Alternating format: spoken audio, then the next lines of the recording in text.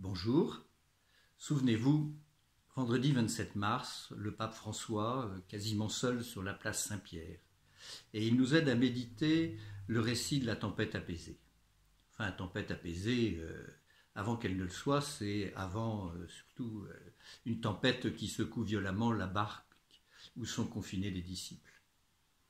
Alors rassurez-vous, je ne me prendrai pas pour le pape, mais en revanche j'essaierai de suivre son exemple en essayant de méditer avec vous un autre récit, celui de la pêche miraculeuse, parce que c'est un récit où là encore les disciples sont confinés dans une barque.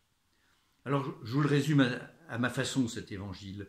Ça se passe après la mort et la résurrection de Jésus. Les disciples étaient confinés à Jérusalem et ils avaient de bonnes raisons de le faire parce qu'ils avaient peur et de bonnes raisons d'avoir peur. Et puis quelques-uns sont repartis en Galilée. Là, ils ont probablement retrouvé les maisons qu'ils avaient quittées pour suivre Jésus. Et puis ils retrouvent aussi leur travail. Ils repartent vers la pêche. L'après-Pâques ressemble furieusement à l'avant, comme si, après la crise, eh bien, nous allions repartir comme avant. Dans la barque, ils ne sont même pas les 11 apôtres. Ils sont 5, 7, comme s'ils figuraient une église dont les effectifs ont un petit peu fondu, comme nous, quoi. Alors ils jettent leur filet toute la nuit sans rien prendre. Les pêcheurs d'hommes sont dans l'échec. Nous aussi, nous sommes en peine pour annoncer l'évangile. Les eaux sur lesquelles les disciples naviguent évoquent le danger, voire la mort physique ou spirituelle. Nous naviguons dans une société où le danger est peut-être bien plus pernicieux que le coronavirus. Alors, oui, revenons avec les disciples sur ce lac de Tibériade pour essayer de suivre leur chemin. Je vous lis maintenant le texte d'un peu plus près. Quelqu'un les interpelle du rivage. « Auriez-vous quelque chose à manger ?» Ils lui répondirent « Non ». Il leur dit « Jetez le filet à droite de la barque et vous trouverez. » Ils jetèrent donc le filet, et cette fois ils n'arrivaient pas à le tirer tellement il y avait de poissons. Alors le disciple que Jésus aimait dit à Pierre « C'est le Seigneur ». Quand Pierre entendit que c'était le Seigneur, il se jeta à l'eau. Les autres disciples arrivèrent en barque, traînant le filet plein de poissons. La terre n'était qu'à 100 de mètres. Une fois descendus à terre, ils aperçoivent, disposé là, un feu de braise avec du poisson posé dessus et du pain. Faisons un arrêt sur image. Après le fiasco du début, c'est la pêche miraculeuse. Entendons-nous bien, ça veut dire que la mission des apôtres devient féconde. La bonne nouvelle se répand, non seulement, mais en plus, elle est écoutée, elle est reçue. Il y a des disciples qui s'agrègent à l'Église. Il y a de quoi rêver, non? Ça vaut la peine de regarder ce qui s'est passé. Qu'est-ce qui a été déterminant?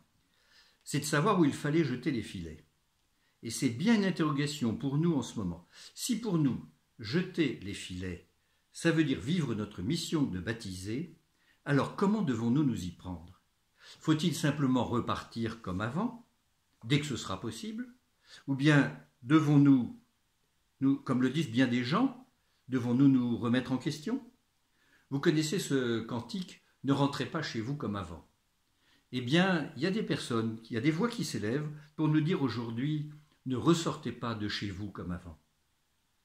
Est-ce que ce n'est pas un moment favorable pour que, personnellement, ou peut-être plus encore en communauté, nous soyons capables de nous convertir, nous nous ouvrions à des changements pour que notre mission soit davantage féconde. Par exemple, est-ce que nous allons mener nos engagements comme nous les menions ces dernières années? Ou est-ce qu'il faut chercher à lancer les filets ailleurs et autrement? Pour ça, essayons de voir ce qui s'est passé pour les disciples dans la barque. Ils ont entendu une parole. Jetez les filets à droite de la barque. Ce qui est étonnant, c'est qu'ils ne savent pas qui leur parle. Et ils font quand même confiance. Alors ils jettent à nouveau leurs filets, malgré la fatigue de la nuit, et puis voilà que le miracle se produit. La personne qui les a guidés, là, au petit matin depuis le rivage, c'est le Seigneur ressuscité. Alors comment est-ce que ça peut se passer pour nous aujourd'hui? Il me semble que nous avons à faire 3 choses en priorité. Prier, ouvrir nos oreilles et prier encore. Prier. Prier Dieu pour que Jésus se fasse proche de nous, qu'il soit comme sur nos rivages et qu'il nous interpelle par les moyens de son choix. Ouvrir nos oreilles, écouter les personnes avec qui nous sommes en contact, essayer de discerner les signes des temps, lire des articles, méditer la parole de Dieu, mais faire tout ça avec ces questions lancinantes dans la tête. Où devrions-nous jeter les filets à la rentrée? Quelles sont les nouvelles priorités de la mission? Seigneur, vers qui nous envoies-tu? Et puis, prier à nouveau. Parce que il faudrait que le Seigneur envoie sur nous son Esprit Saint, que son Esprit, parmi toutes les idées qui sont lancées, parmi toutes les questions qui sont posées, que son Esprit nous aide à discerner quelles sont les paroles de Dieu dans le bruit de fond incessant des médias. Seigneur, fais-nous comprendre où il faut jeter les filets. Fais-nous discerner ta volonté. Alors, avant de nous envoyer en mission, le Seigneur nous dira certainement « Venez manger ». Et comme à la fin du récit, il s'approchera, prendra le pain et nous le partagera. Bonne journée et à bientôt.